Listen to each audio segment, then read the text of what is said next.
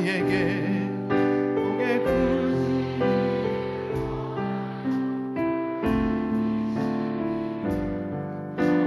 지며 요하는 그 얼굴을 너를 향하여 드사 은혜와 평강 주시길 원하노라. 너를 보배롭고 존귀하게 여기시는 하나님이 내 삶 속에서 이 약속을 신실하게 예루살렘 땅에 기름진 것으로 하늘에 신령한 것으로 너를 복 주시고 지키신 하나님이 너의 영혼 잘 되도록 은혜 베푸시며 영광으로 인도하시리. 은혜 베풀어 주실 줄로 믿습니다.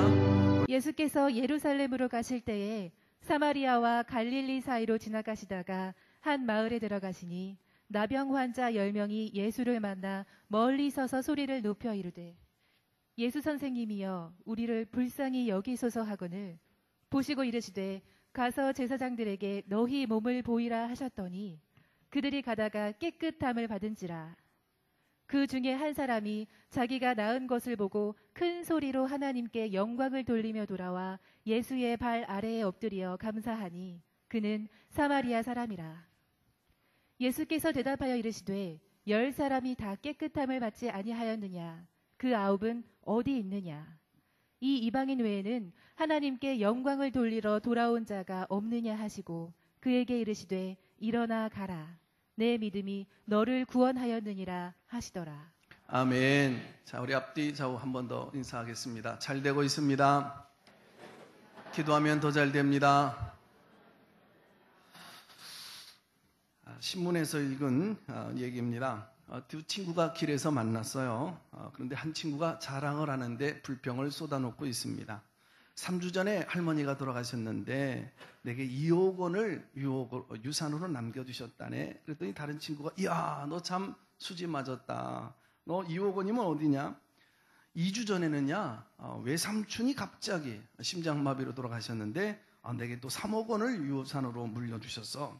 친구가 너무 부러워가지고 이야 야 5억 원이요. 너 정말 이거 꽁돈 생겼구나.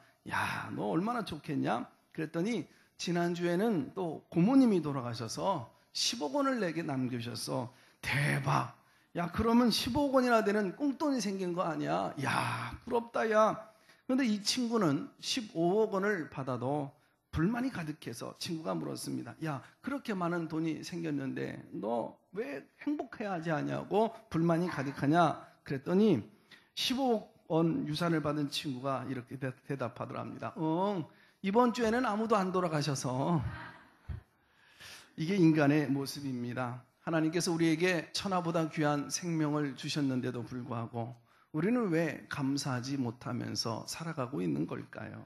문학가 오스카 와일드의 우화적 소설 지옥의 단편에 보면 예수님께서 이 땅에 살아계실 때 은혜 베풀으셨던 몇 사람들을 그 이후에 이렇게 만나게 되어지는 이야기를 우화적으로 그려낸 부분입니다. 먼저 예수님은 처음 한 주정꾼을 만났어요. 주님 이 땅에 살아계실 때는 그가 걷지 못하는 사람이었는데 걷게 해주시는 큰 은혜를 베풀어 주셨는데 만나고 보니까 한 주정꾼이 된 거예요. 너는 왜 하나님의 은혜에 감사하지 못하고 주정꾼이 되었느냐? 예, 직장을 찾아 이곳저곳 다녀보았지만 실로 먹을거리를 찾아볼 수가 없었습니다. 그 후에 세상을 비관하고 비난하다가 겨우 이 꼴이 되었습니다. 주님께서 이 땅을 살아계실 때에 창녀를 만나서 가서 다시는 죄를 범하지 말라, 그렇게 그녀에게 큰 은혜를 베풀어 주셨거든요. 너는 왜 하나님의 은혜를 이렇게 갚느냐? 그랬더니 이 세상 사람 모두 다 자기를 진실을 믿어주지 아니하더래요. 그래서 나는 이 모양으로 돌아올 수밖에 없었습니다. 대답합니다. 그 다음 예수님은 길거리에서 싸움박질하는 불량배들을 만납니다. 주님이 이 땅에 살아 계셨을 때 그 젊은이는 앞을 보지 못하는 시각 장애인이었습니다. 너는 왜 하나님의 은혜를 이렇게 갚느냐 그랬더니 차라리 주님, 내가 세상을 보지 않고 사는 게 더 나았을 것을 내가 이 모양 이 꼴이 되었습니다 라고 대답을 합니다. 죽었다가 살아나는 체험을 해도요, 감사를 잃어버리면 우리 인생은 결코 행복할 수가 없는 것입니다. 일본의 우찌무라 간조의 설교 가운데 저주받은 심령이라고 하는 내용에 보면 하나님께서 인간을 저주하실 때에 질병이나 고통으로, 실패와 아픔으로 저주나 심판하지 아니하시고 감사할 줄 전혀 모르는 메마르고 거친 심령으로 그들을 저주할 것이다 라고 말씀합니다. 로마서 1장 21절에 말세의 여러 가지 특징들이 나오는데 그 중에 하나가 사람들이 감사하지 아니한대요. 감사거리를 오히려 불평거리나 원망거리로 만들어 살아가게 되어질 것을 말씀하고 있습니다. 북한이나 옛 공산주의 국가 몇 나라를 방문하고 돌아온 한 사람의 보고를 들은 적이 있어요. 공산주의 체제에 있었던 그 나라들을 방문해 보니까 한결같이 가난하게 살고 참 입에서 진실을 토하질 못하고 늘 거짓말하면서 살더래요. 얼굴에는 기쁨이 없더랍니다. 그리고 그들이 사용하지 않는 단어가 하나가 있는데 그게 뭐냐면 사랑합니다, 감사합니다 라고 하는 단어가 없더래요. 오늘 본문에 보면 하나님께로부터 큰 은혜를 입고 감사를 해서 더 큰 은혜의 단계로 나아간 이분 사람의 얘기, 그리고 하나님 앞에서 커다란 은혜를 입고서도 감사할 줄 몰라서 그 다음 단계에 은혜를 놓쳐버린 9명의 이야기가 기록되어져 있답니다. 본문에 등장하는 주인공들은 모두가 다 나병 환자예요. 옛날 번역에 보면 문둥병자라고 기록되어져 있는데 좀 천시하는 것 같다 해서 요즘 개역 번역에서는 나병 환자라고 번역했고 저희 교단에서는 한센병 혹은 한센시병으로 부르도록 권고하고 있습니다. 이 한센이라고 하는 노르웨이 의학자가 있었는데요. 1879년 나병 요양사로 재직하면서 나병이란 유전병이 아니라 병용군이다라고 하는 것을 발견하고 이 약을 치료할 수 있는 그 약을 개발했다라고 해서 이 병을 한센병이라고 부르게 된 겁니다. 음성에 가면 나환자촌이 있죠. 거기에 가보면 한 집사님의 눈물 없이 들을 수 없는 어느 분의 사연이 있어요. 이 집사님은 어려운 상황 속에서 있는 딸 하나 곱게 예쁘게 잘 키웠답니다. 근데 이 아이가 초등학교를 들어가고 청소년 시절을 보내면서 음성 나환자촌에 산다는 것을 친구들에게 알리고 싶지 않아서 늘 아침 학교 갈 때면 전봇대에 이렇게 숨었다가 얼굴을 가리다가 버스가 오면 얼른 올라탔다고 합니다.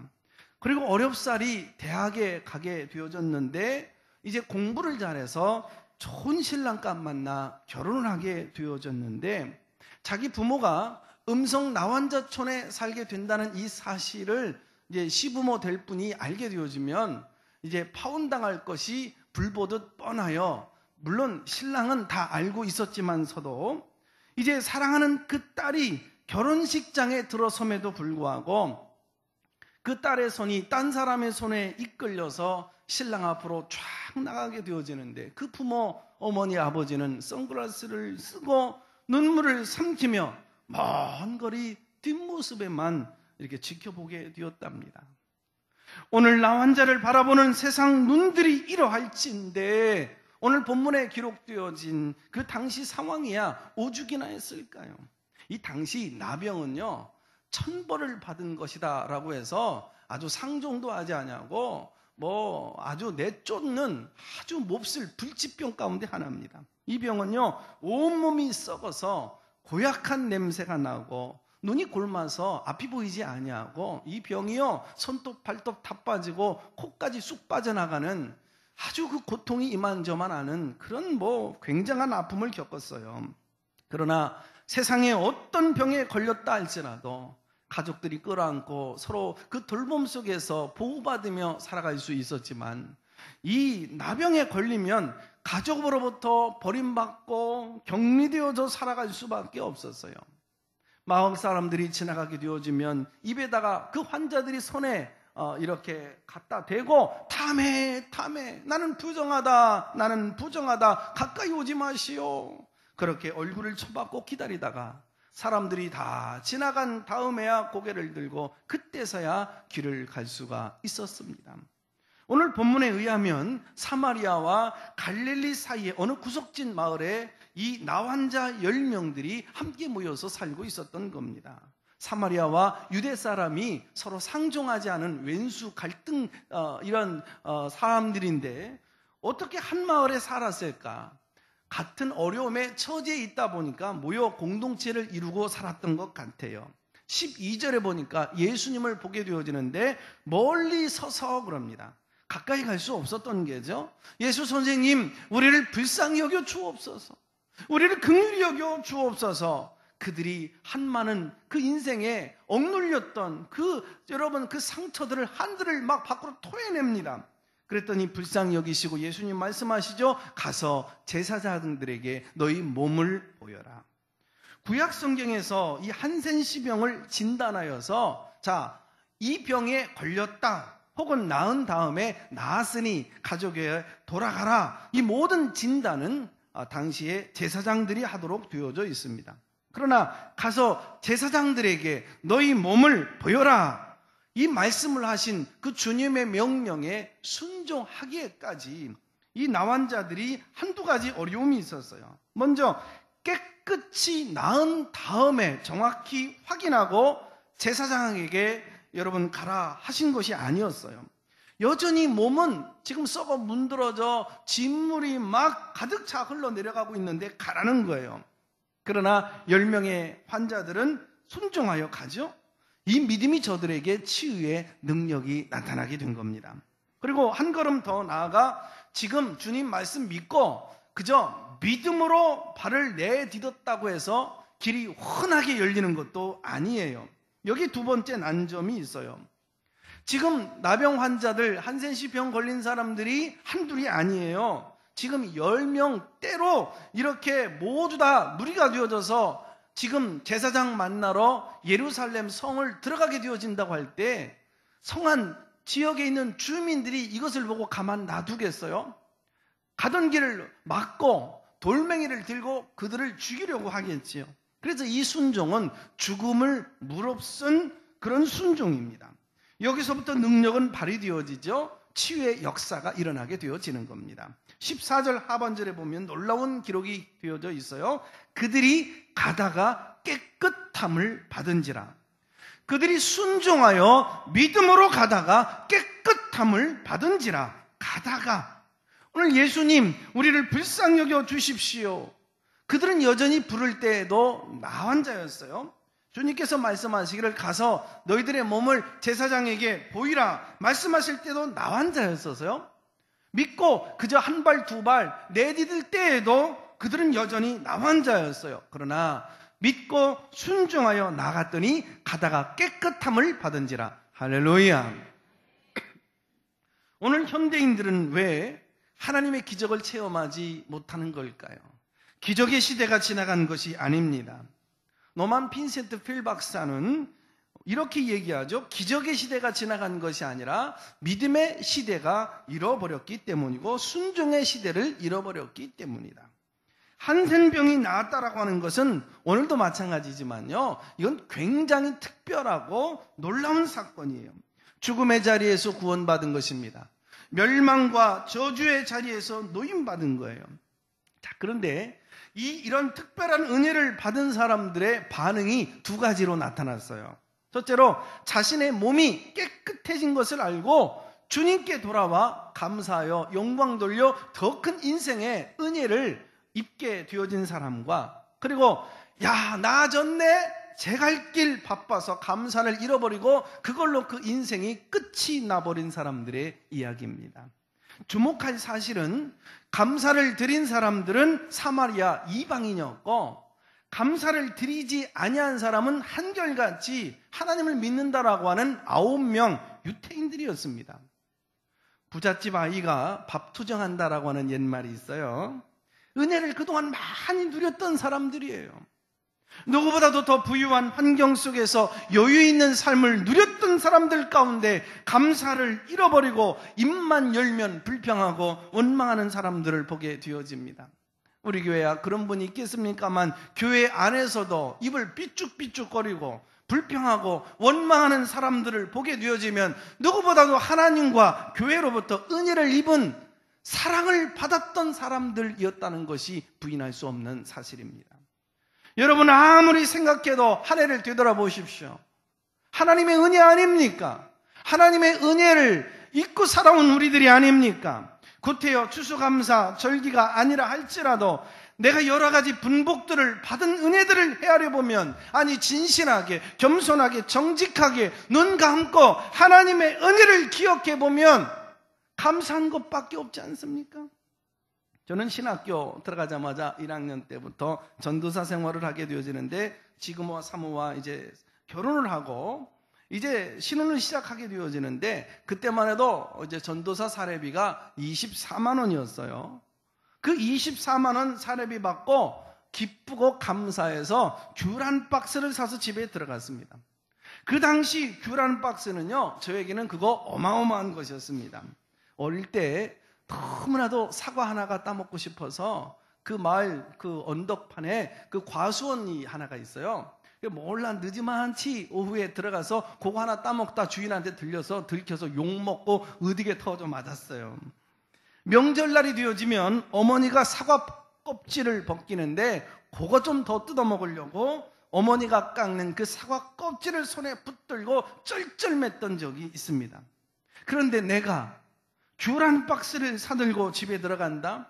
이걸 가족이 앉아서 귤을 까먹는다? 배부르게 먹을 수 있다? 저에게는 이거 상상할 수 없었던 기쁨이었던 겁니다. 어떤 분은 그러시더라고요. 학창시절 때 소원이 뭔가 하니 그저 라디오 듣고 싶을 때 그 소리를 듣는 거래요. 그 라디오만한 배터리 고무줄을 칭칭 감아갖고 라디오를 듣고 싶을 때 들어보는 게 그렇게 소박한 소원이었대요. 어떤 분은 쌀 한 번, 그 쌀밥 한 번 실컷 배 터지게 먹는 게 소원이었다고 말을 하네요. 지금 우리가 여기에 비하면 얼마나 엄청난 복을 받아 누리고 있습니까? 얼마나 많은 좋은 여건과 환경 속에서 분복을 누리고 있는지요. 그런데 왜 우리는 만족하지 못할까요? 왜 자꾸 욕심을 부리는 걸까요? 왜 불평하고 원망하고 짜증과 한숨이 그렇게도 많은지요. 오늘 주님의 말씀을 드립니다. 우리가 무릎을 꿇습니다. 그 9이 어디 갔느냐? 주님, 제가 주님 앞으로 돌아옵니다. 주님 앞에 오늘 이 시간 저와 여러분이 감사를 안고 돌아오는 복된 이 아침 되시기를 주님의 이름으로 축원합니다. 나병 환자 10명에게는요 공통점이 있었어요. 똑같은 병에 걸렸습니다. 예수 선생님이요 우리를 불쌍히 여겨 주옵소서, 은혜를 베풀어 주옵소서 함께 부르짖었습니다. 예수님의 권능에 대한 믿음이 있었습니다. 똑같이 고침받았습니다. 이제 제사장에게 가서 내 몸을 보이라 할 때 믿음으로 순종하며 나아갔던 자들입니다. 그러나 사마리아 그 한 사람만이 그의 몸이 깨끗해진 것을 발견하자 내가 무엇을 먼저 해야 되는가 이것을 알았어요. 그리고 가던 길을 멈추고 돌아와서 주님께 찾아와 하나님께 영광을 돌리고 감사를 드렸습니다. 이 일에 머뭇거리지 않습니다. 지체하지 않습니다. 갈등하지 않습니다. 주님께 돌아와서 감사를 하잖아요. 그러면 10명이 함께 치료받고 이제 가던 길 가다가 고침받은 사마리아 사람 그 한 사람이 가던 길을 멈추고 슬그머니 빠져서 예수님께 감사하러 갔을까요? 분명 여보게들 우리가 하나님의 특별하신 은혜로 이렇게 우리가 나음을 고침을 받게 되지 않았나? 우리가 감사해야 되지. 하나님께 영광 돌려야 되지 않겠나? 9명의 친구들에게 분명코 권면하지 않았겠습니까? 그러나 그들은 무시하고 가던 길 바빠서 갔고 사마리아 사람 한 사람만이 예수님께로 감사로 돌아왔다. 그 얘기입니다. 주님께서 이 한 사람이 돌아왔을 때 야, 병 나은 사람이 10명이 아니었더냐? 너 한 사람이었더냐? 9명은 어디로 갔더냐? 그 9명이 어디 갔더냐? 주님이 물으시길래 궁금해서 성경 샅샅이 찾아보았습니다. 그랬더니 그 9명 나와서 어디로 갔는지 그 기록을 찾아볼 수가 없어요. 주경가들은 알고 있을까? 주경서를 찾아보니 거기에도 알 수가 없었습니다. 그래서 저 혼자 상상을 해본 거예요. 9은 어디로 갔을까? 첫 번째, 나병 환자 진짜로 나았을까? 확인해 봐야지. 정확하게 진단해 봐야 되는 거야. 지금은 나은 것 같은데 이게 며칠 있으면 이게 다시 원상복귀 될지도 몰라. 다 나은 다음에 확인을 해가지고 주님 앞에 감사해야지. 그러다가 감사의 기회를 놓쳤어요. 두 번째 사람입니다. 그래, 갈 거야. 가기는 간다. 그러나 이 모양 이 꼴 이 모습으로는 돌아갈 수 없지 않는가? 떨어진 옷도 벗어 던지고 진물이나 냄새나는 옷도 벗어 던지고 깨끗이 씻고 목욕도 하고, 야, 이거 구태여 옛날 지저분한 옷 다 버리고 새 옷 좀 사자. 옷 사러 가다가 그만 주님 놓쳐버린 것 같아요. 세 번째 사람입니다. 내가 진짜 나병이었을까? 이게 제사장에게 네 몸을 보여라 이 말 한마디 했다고 나은 걸 보면, 야, 이거 거짓말인 것 같아. 이거 부스럼이었던 것 같아. 우리가 오랫동안 어둠이 있는 곳에서 모여 살다가 밝은 곳에 나왔더니 요거 햇빛에 받아서 딱지가 떨어져 나간 거야. 나병이 아닌 것 같아. 이런저런 생각과 의심이 더불어져서 하다가 주님 앞에 돌아가질 못한 것 같아요. 저는요, 병이 나은 사람 많이 봤어요. 기도해줘서 이렇게 치료받았다, 이렇게 응답받았다. 여러분, 교인들이, 권사님들이 기도해줘서 병이 나았어요. 하나님의 은혜로 나았단 말이에요. 그런데 그 말 딱 2번 정도 던져놓고 한두 달 후에 보면 말이 싹 바뀌어요. 나한테는 그 약이 기가 막히게 맞았다고. 야, 그 녹즙이 나한테는 딱 좋아가지고 병이 탁 나았다고. 모든 종교와 영광은 다 녹즙에게 돌립니다 하고 떠나버리더라고요. 네 번째 사람, 예수님이 제사장에게 내 몸을 보여라 그러지 않았느냐? 이 말은 바로 신분의 보장을 받아라 이렇게 해석을 한 거예요. 이게 무슨 말인고 하니, 야, 출세도 해야지. 출세한 다음에 중소기업 사장이라도 어젓하게 앉아서, 아니면 직장 얻어가지고 과장이라도 좀 된 다음에 그럴듯한 명함 하나 만들고, 선생님, 그때 만났던 제가 바로 나병 환자입니다. 주님의 은혜로 이렇게 제가 나았습니다 하고 그럴듯하게 선물 꾸러미 싸가들고 가지 뭐. 그러나 선물 하나 사지 못하고 그 인생 끝이 난 겁니다. 다섯 번째 사람입니다. 아니, 예수님이 내게 도대체 해준 게 뭐 있어? 내 손 잡고 끌어안고 뭐 기도를 해줬어. 머리에다가 손을 얹고 안수 기도를 해줬어. 그 말 한마디 한 것 가지고 감사를 받을 게 뭐 있담 하고 시큰둥하고 외면을 해버립니다. 여섯 번째 사람입니다. 못된 사람입니다. 나병을 앓고 있을 때 얼마나 외로웠습니까? 얼마나 고독했습니까? 얼마나 많은 상처가 있었을까요? 부모도 형제도, 여러분 자식들도 나병에 걸렸다고 하니, 몹쓸병, 전염병에 걸렸다고 하니 그때부터 외면하고 쳐다보지도 않고 집 나가라고 쫓아내요. 친구들도 웅성웅성 수근수근, 여러분 귓소리에 그것이 스쳐 지나갑니다. 동네 지나가는 아이들마저도 나병 환자야, 나병 환자야 돌멩이를 들고 치지를 않나. 요놈의 자식들 뻔때를 좀 보여줘야지. 그래서 원수 갚으러 돌아다니다가 예수님 앞에 나가지를 못했네. 일곱 번째, 몸이 깨끗하게 나았습니다. 야, 신난다. 야, 나오니까 너무 좋네. 인생 뭐 있어? 젊을 때 노는 거지. 노세 노세 젊어서 노세 기와자 좋구나 차차차. 1차 2차 3차 여러분 막차까지 타다 보니까 예수님 앞에 못 갔네. 마지막 여덟 번째 사람, 얼마나 보고 싶었던, 그리웠던 여러분 그 가족이었겠습니까? 먼저 처갓집에 가서 장인어른은 제 몸이 깨끗이 나았습니다. 동창들 다 만나서 초등학교, 중학교, 대학교 동창들 다 만나가지고 자랑하며 인생 이렇다, 역전이 되어졌어 얘기 나누다 보니 예수님 앞에 못 갔네. 마지막 아홉 번째 사람, 너무너무 좋아서 이 기쁨 아내하고 나누고 싶어서 이제 문을 열고 탁 여보 하고 들어갔더니 마누라가 안 보여. 마누라가 고무신 거꾸로 신어버렸네. 딴 놈한테 시집을 가버린 겁니다. 어떤 놈한테 시집갔노 하고 만으로 찾으러 돌아다니다가 예수님께 못 가고 감사할 수 있는 기회를 잃어버렸어요. 물론 성경에 나오는 얘기가 아니지만 실제로 얼마든지 나에게 일어날 수 있는 이야기들이 있지요. 세상 일이 그렇게 번잡하고 폼 갖추고 이력서를 거창하게 만들고 작은 것은 시시해서 감사하지 못하고 큰 것은 내게 엄두가 나지 못해서 좋은 환경 때 해야지 감사하지 아니하고 이래저래 있으면 아까워서 감사하지 못하고 없으면 없어서 못하고 평생을 그렇게 쪼잔하게 살다가 인생이 마무리될 수 있다, 그런 얘기입니다. 우리가 티끌 같은 사건을 다 기억하고 어찌 다 감사하며 그걸 갚을 수 있는 도리는 없지만 우리는 하나님 앞에 설 때까지 반드시 잊지 말아야 될 감사가 있다면 첫째로 하나님의 은혜를 잊어서는 아니 됩니다. 날 위해 독생자를 보내주신 그 하나님의 은혜, 하나님의 하나밖에 없는 외아들 독생자가 도대체 뭘 잘못했길래, 내가 뭐길래 뭔지 모두 못한 나의 죄를 끌어안고 십자가에서 살찌끼고 피 흘려 여러분 죽으시며 우리를 구원해 주셨나. 그 주님의 은혜, 기적이 많고 많지만은 예수님의 이름으로 우리가 속죄를 받고 구원받은 그 기적, 여러분 이 기적보다 더 큰 기적이 어디 있단 말입니다. 우리는 주님 앞에 설 때까지 이 하나님의 은혜를 잊어서는 아니 됩니다. 오늘도 이 자리에 영광스럽게 하나님이 임재하시고 교회를 통하여 하나님의 위대하신 뜻을 이루어가며 우리는 한 해 동안 교회를 통하여서 말씀을 듣고 은혜 생활을 했고 우리는 평생 하나님의 존전인 교회의 감사를 잊어서는 아니 되는 것입니다. 둘째로 부모님의 은혜도 잊어서는 안 됩니다.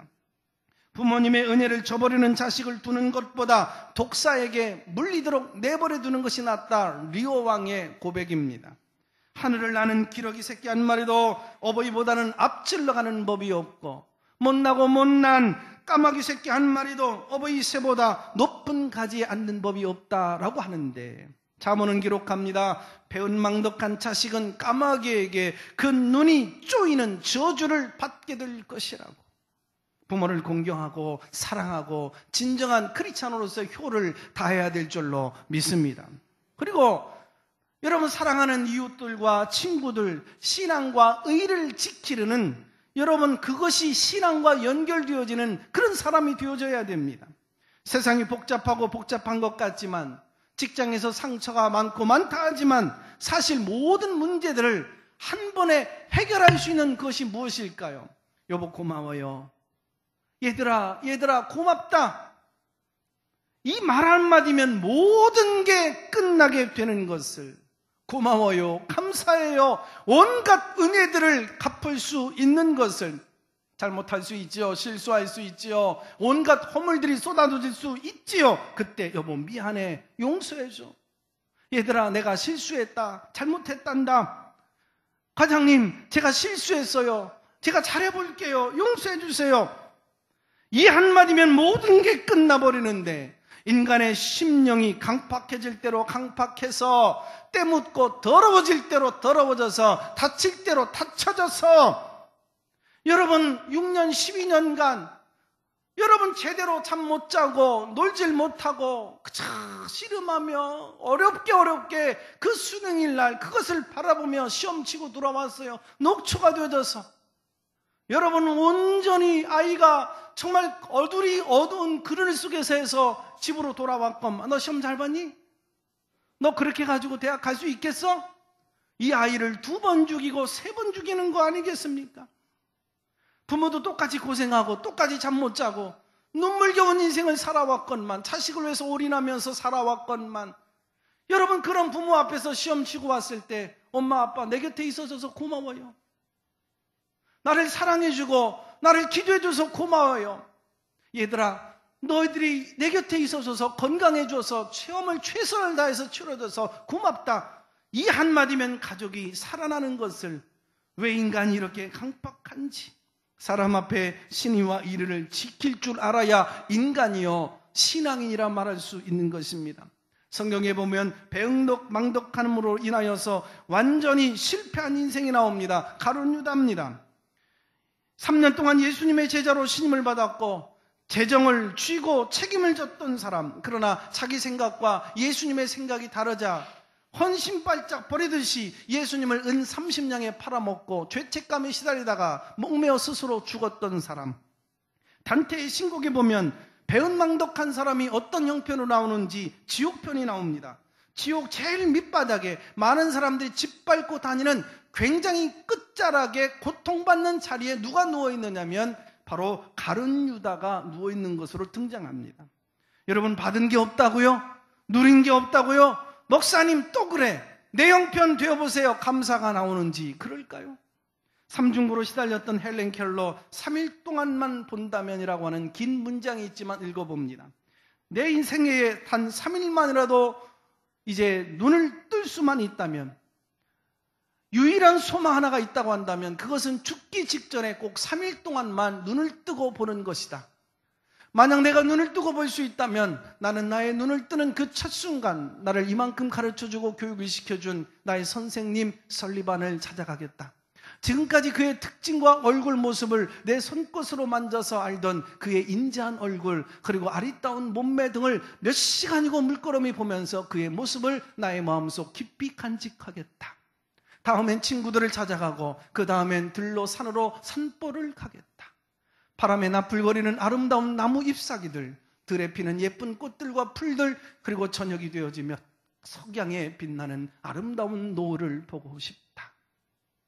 다음날 이른 새벽에는 먼동이 트는 웅장한 장면, 아침에는 메트로폴리탄에 있는 박물관, 오후에는 미술관, 그리고 저녁에는 보석 같은 밤하늘의 별들을 보면서 하루를 지내고 싶고, 마지막 날에는 일찍 큰 길가에 나가 출근하는 사람들의 얼굴 표정들, 아침에는 오페라하우스, 오후에는 영화관에서 영화를 감상하고 싶다.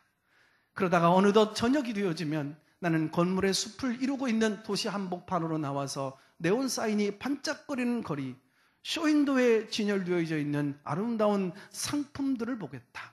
집에 돌아와 내가 눈을 감아야 할 마지막 순간에 나는 이 3일 동안만이라도 볼 수 있게 해준 나의 하나님께 감사한다고 기도를 드리고 이제 영원히 잠들고 싶다.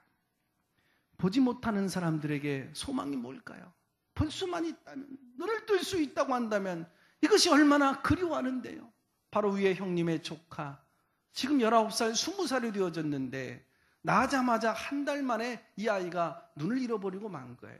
어느 날 엄마 아빠의 얼굴을 물끄러미 진짜 어떻게 생겼는지 쳐다보고 싶어요. 그게 한 가지 소원이래요. 여러분, 보지 못하십니까? 걷지 못하는 사람은 네 발로 걸을 수만 있다면 나는 소원이 없다라고 얘기합니다. 걷지 못하십니까? 밥을 먹지 못하는 지구상의 수많은 사람들 배부르게 밥 먹어보는 게 여러분 얼마나 그들에게 간절히 소원한지. 오늘도 배부르게 밥 먹을 수 있는 환경 속에서 살아가는데 우리는 누울 수 있고 일어설 수 있고 사랑하는 사람이 내 곁에 아직도 있는데, 여러분 무엇이 그렇게 원망하고 불평이 많은지 왜 우리는 감사할 줄 모르는 걸까요? 한 사람의 감사는 나머지 9가지 감사할 수 있을 때 그 기적은 완성이 되어집니다. 9사람은 은혜를 잊어버리고 한 사람만 돌아와서 감사 찬송할 때 예수님은 안타까이 말씀하십니다. 예, 그 9사람은 어디 갔느냐? 오늘도 마찬가지입니다. 10가지 은혜를 받고도 9가지 다 잊어버리고 한 가지만 들고 와서 감사합니다 라고 말할 때 그 9은 어디 있느냐 물으십니다. 이것은 불평하고 저것은 감사할 때, 어제는 감사하고 오늘은 불평할 때, 부분적 감사를 드리고 살아갈 때 그 9은 어디 있느냐 물으십니다.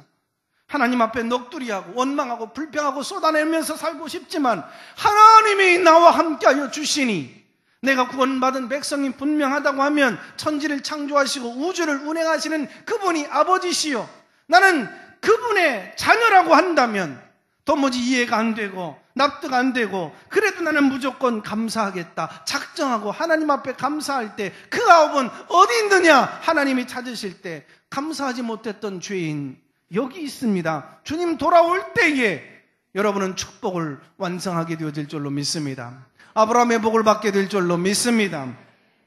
기적 중의 기적은 내가 구원받은 하나님의 자녀가 된 거잖아요.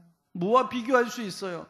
뭐가 부러워요? 이 세상에 어떤 고난을 당하고 어려움을 당하고 아픈 상처가 있어도 내 인생이 여기서 종나고 여러 번 끝난다 할지라도 나는 잠들고 일어나면 영원한 세상에서 눈 뜰 것을, 영생 얻을 하나님의 나라에서 면류관 쓰고 하나님과 더불어 살게 될 것을 우리가 감사하지 않습니까?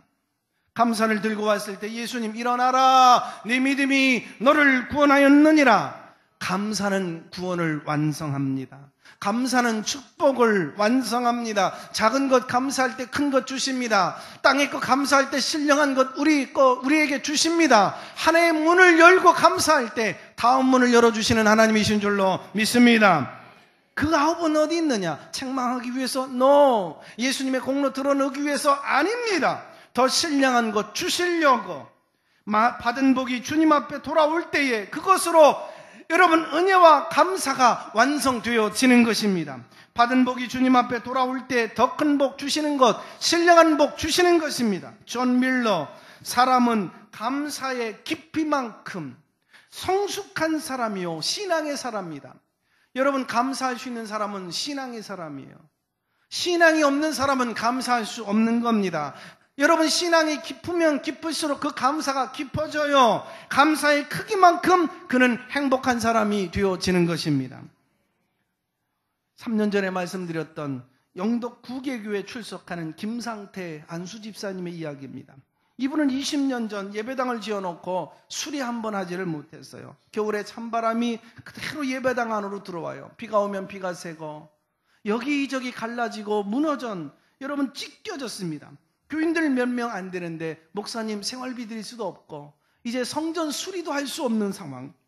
크리스마스가 다가오는데 예배당은 날가 빠졌는데 찬바람이 숭숭 들어오는데 수리할 비용이 없는 거예요.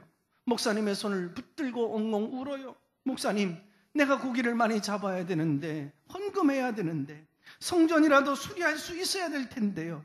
고기를 많이 잡아야 크리스마스를 의미 있게 보낼 터인데 고기를 많이 잡아야 크리스마스 때 목사님 회라도 대접할 수 있을 텐데요. 고기가 잘 안 잡혀요. 그리고는 집에 있는 정치 그물망을 들고 나가서 기도하고는 이곳저곳에 그물을 쳐놓습니다. 좋은 물, 고기들이 많이 지나가는 그 자리에는 다른 배들이 이미 다 그물을 내려놓았고 배를 타고 들어가 빈자리 가운데 그것도 고기가 잘 안 다니는 곳에 그물을 앞에도 치고 뒤도 치고 3군데 쳐놓았습니다. 내일이면 크리스마스 24일 날 고기라도 몇 마리 건져볼까 하고 나갔는데 웬일입니까?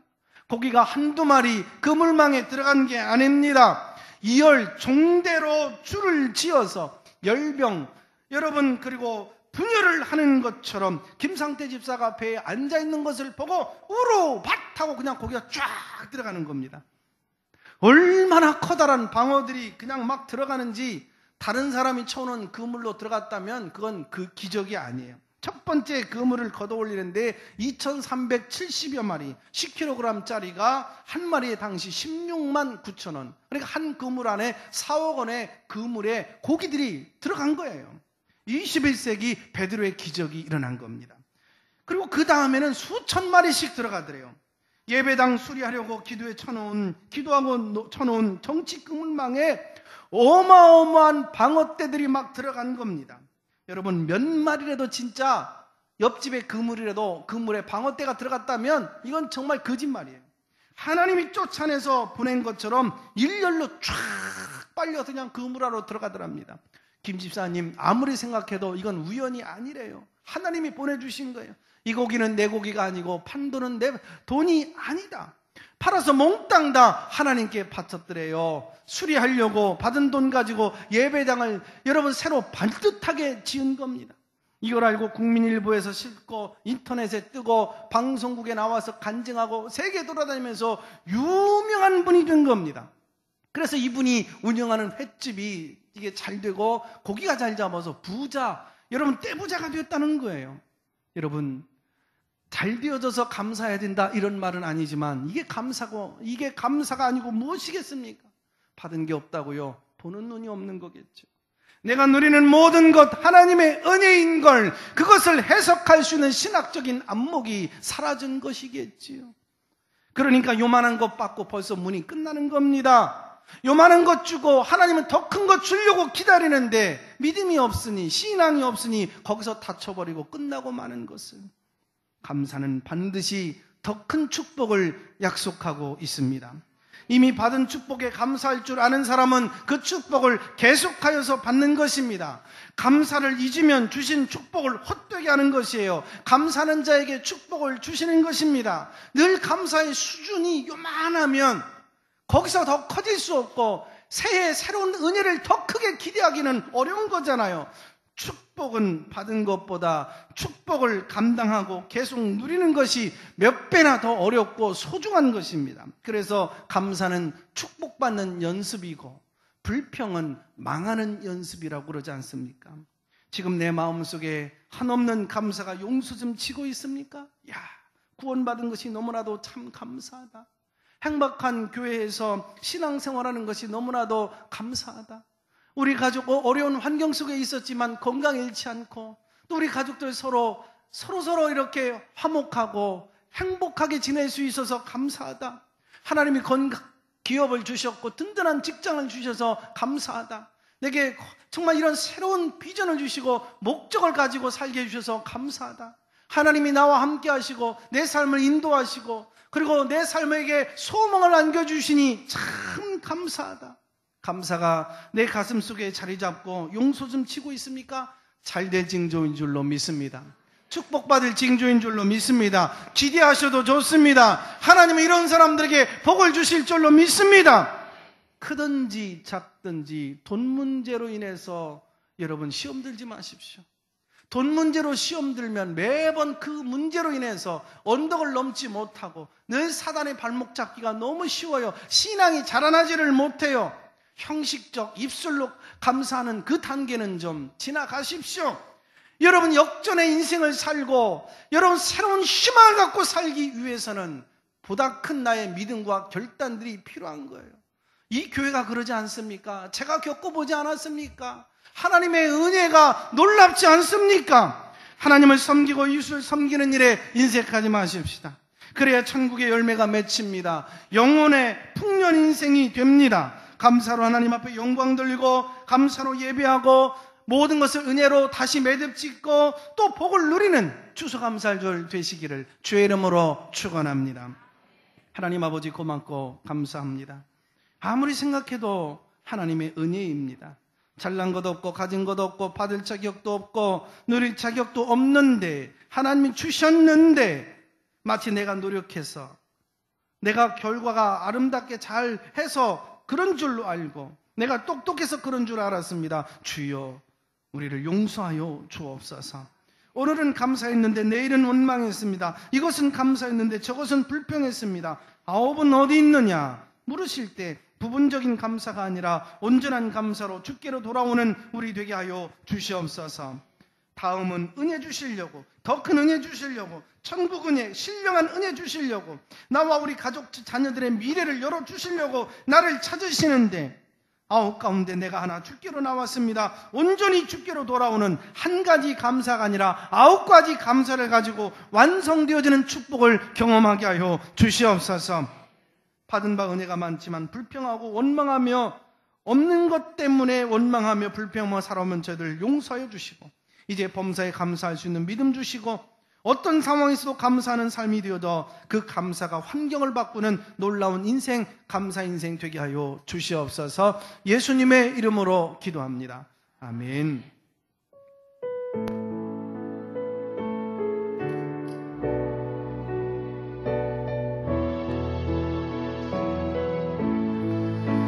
날 구원하신 주 감사, 모든 것 주신 감사, 지난 추억이 내 감사, 주 내 곁에 계시네. 향기로운 봄철의 감사, 외로운 가을날 감사, 사라진 눈물도 감사, 나의 영혼 감사해. 응답하신 기도 감사 거절하신 것 아멘 아멘 헤쳐나온 풍랑 감사 모든 것 주시네 아픔과 시픔도 감사 절망 주위로 감사 증량 못할 은혜 감사 크신 사랑 감사해 길가에 장미꽃 감사 장미꽃 다시 감사 따스한 가정 희망 주신 것 감사 기쁨과 슬픔도 감사 하늘 평안을 감사 내일의 희망을